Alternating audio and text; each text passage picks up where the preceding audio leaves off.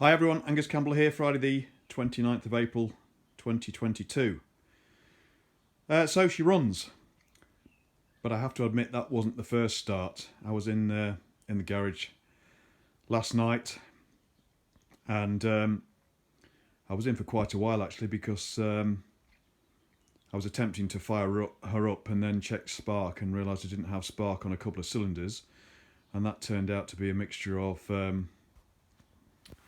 me accidentally pulling out an HT lead from the coils when I was strapping the leads up out the way under the tank when we were rebuilding the top end, and also one of the sets of points needed a bit of a clean up as well, so that took me a little while, but once I'd done that, then she fired up after about the fifth kick last night, so I gave her a very short run, and as you can see just now, it was a bit lean at first and kicking back, but remember I have only set the timing manually, but we do have the ability now to strobe it up, so that's what we'll do. Yeah, so I had the seat off just so I could check the connections to the coils and also the condensers and stuff, and at one point when I was messing about last night, I thought I might have to adopt the rollers, so I threatened her with the rollers, but that worked. She got her act together. While I've got the seat off, I can check over a few of the bits and pieces, and I did notice actually last night that the lamp unit's a bit loose, and that's because it's lost its bolt from the underside that screws in. So I don't know where that's gone, but I've got one of those in stock. So next stop then, let's strobe up the timing, make sure we've got that spot on, and then we'll just finish off the rest of the service of the bike, and then we'll be able to do a bit of a road test. You'll have noticed there's a container underneath the motor. It's dripping a bit of oil, and I think it's still that damn cap for the non-return valve. I don't think that's seating properly, so once we've strobed her up, we'll also lean her on one side and have a damn good look at that and see if we can seal it properly. I'm pretty sure it's that. Right, let's do some strobing. Okay, we're all set up to strobe, and actually on the triples it really couldn't be easier, to be honest, because the engine configuration means that the rotor with the timing marks is on the right hand side with the points, and above obviously your twist grip, so it's all on one side, which makes it easy. So I've got it set up so that the inspection cover is open, and what you can't see is that this screw here is supposed to be longer and pointed, which it isn't on here, so this is wrong really, but that's the position, i.e. 6 o'clock is where we want to line up the rotor marks when it's running, and it should be on full retard, which I think is B on this. I think this is a T160 rotor, so it's got 2 marks for retard and advance, and we need to rev it up and make sure we're not over advanced. So it's all been statically timed, so I'm expecting it to be pretty close, because with a bulb it's usually fairly accurate. Now I've got the strobe gun, so I'm hoping that you'll be able to, when I fire this up and activate the strobe, hopefully you'll be able to see the marks in there. Otherwise you'll just have to take my word for it. So let's fire her up. We're currently on right hand cylinder, which on the points is the white and black wire going up to the top here, so it's the top set of points, so we know which points to adjust if we need to adjust the timing. And on these, all the points have a slave back plate, which means you can adjust the timing on each set of points individually, which is why it looks so damn complicated, but it's not really. Right, I'm going to fire it up, and let's see what we can see.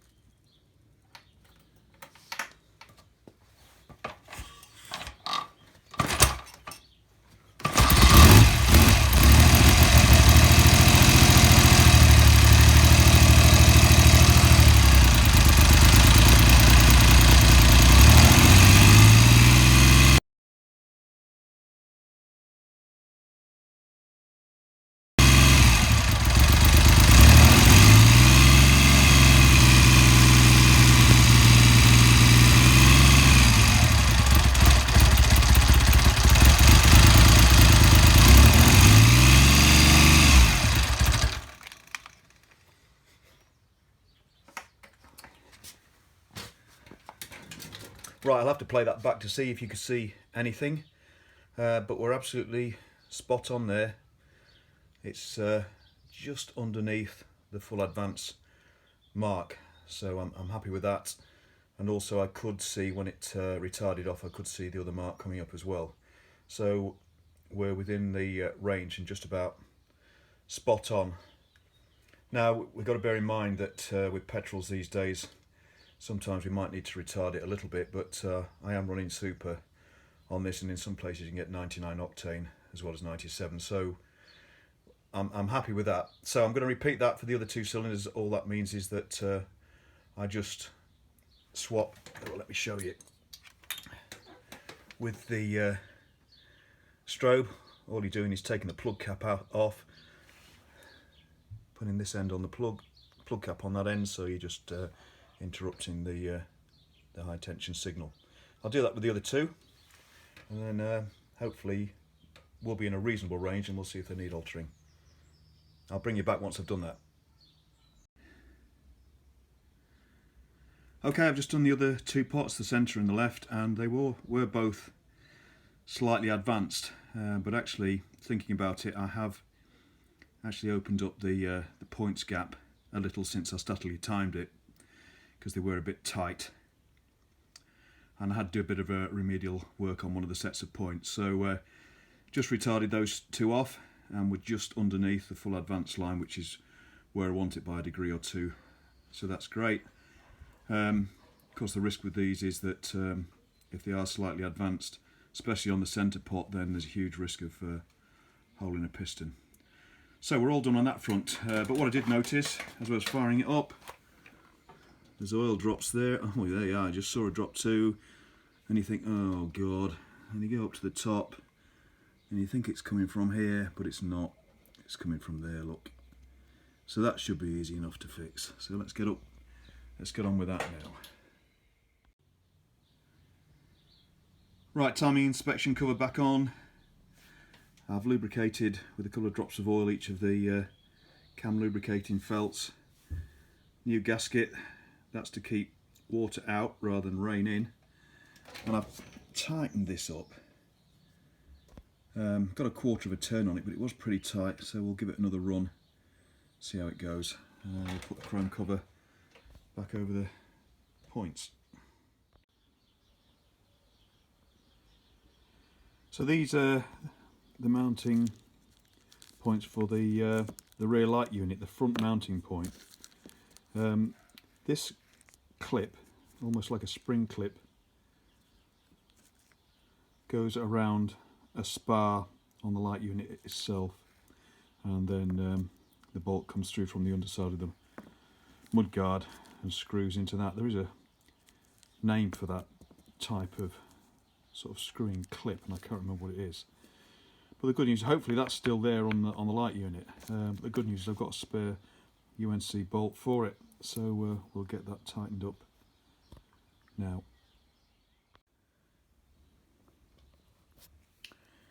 Well, I was having difficulty getting it to catch from the underside of the mudguard, so I've just taken the other two bolts out of the light unit to have a look underneath, and the clip is there, and apparently it's called a spire nut, and it does screw in, but I just think the bolt's a bit too short. It's only a UNC, what is it, about quarter, something like that. Anyway, we'll have another go, and if not, we'll try and find a longer one.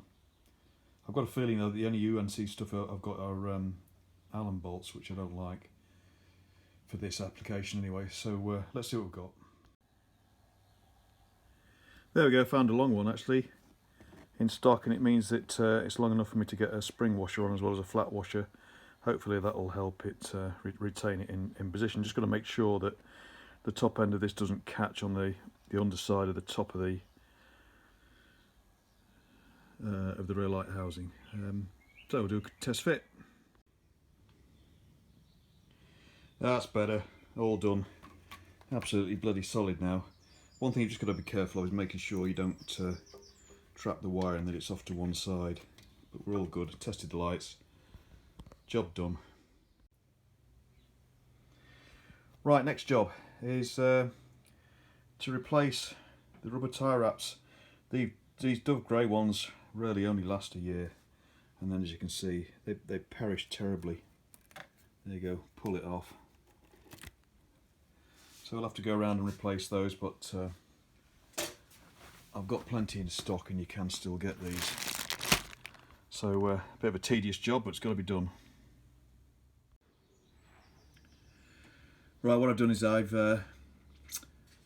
tested it again and it was still leaking out the front. I mean, once these start leaking, it's very difficult to seal them just by tightening them up. So I've taken this off, degreased everything, re-annealed the copper washers.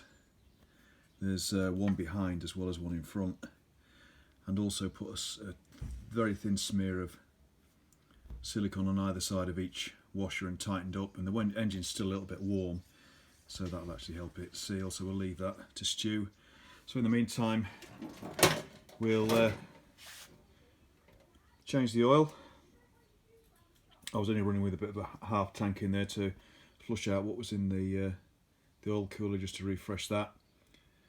So we'll change this, just have a look at it, but also then that'll enable us to have another look at the non-return valve sealing cap, because that's leaking and that's right underneath the engine. So best way to deal with that is once we've got it drained, we'll find a fence and lean it up against that so we can see right underneath the engine.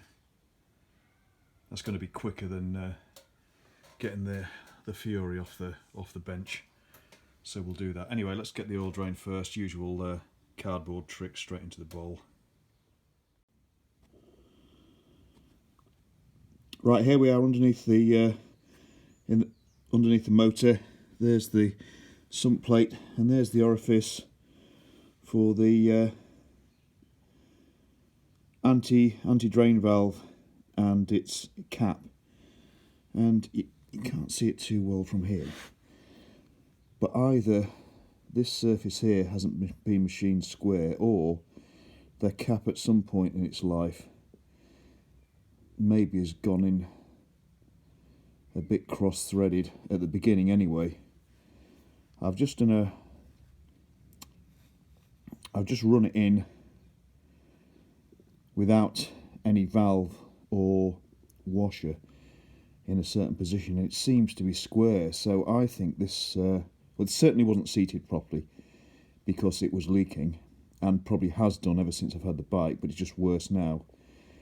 And also it was apparent that the fibre washer that you're supposed to use on the cap certainly wasn't sealing all the way around and was only being pinched on one side.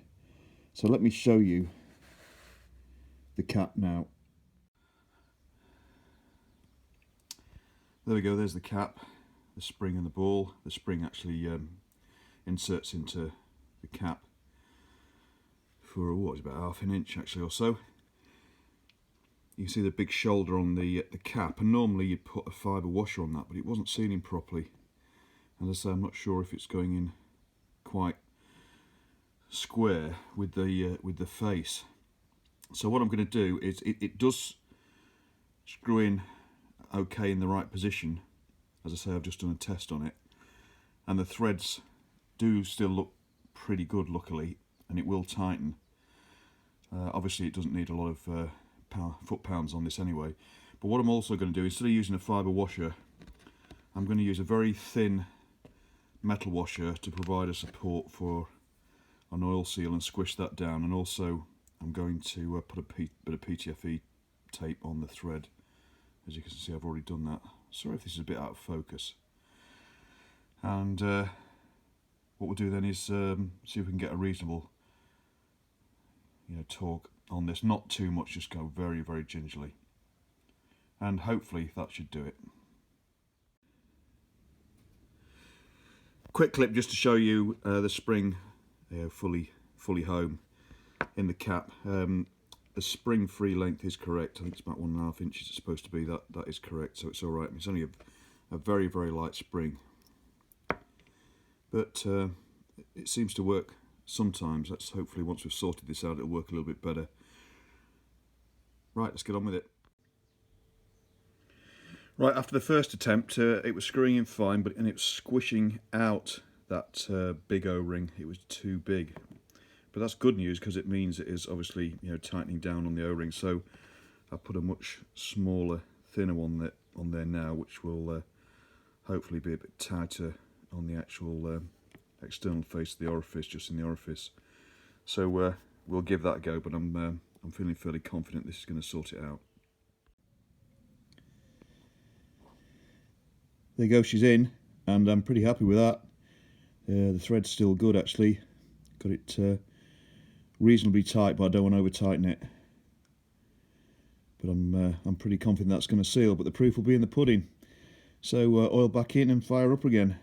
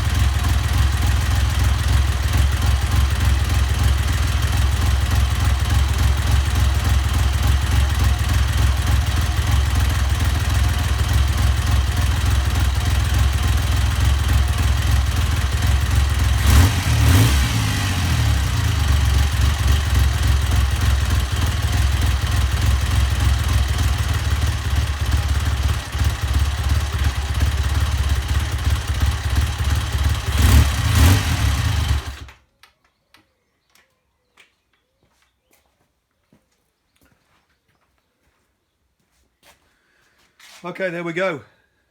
Seems to be running well. We've fixed the oil leak we had on the rocker oil feed on the front union. That's now drying up. You might have seen a bit of smoke just coming off the engine where it's just burning off the surface oil from where it leaked before, and off the exhaust. But anyway, sounds well. We're still in the garage here with all the doors shut, and the sort of top end noise level was great. Was very acceptable. So pleased with that. So far, so good. So we'll leave it there. Thanks very much for watching, everybody. Thanks for comments, subscriptions, and always interest. And in a future video in the near future, shall we say anyway, obviously we'll get some shots out of it on the road and do some road testing of it.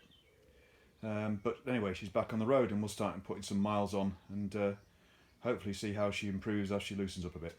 Okay, thanks everyone. See you all again soon. Cheers, bye-bye.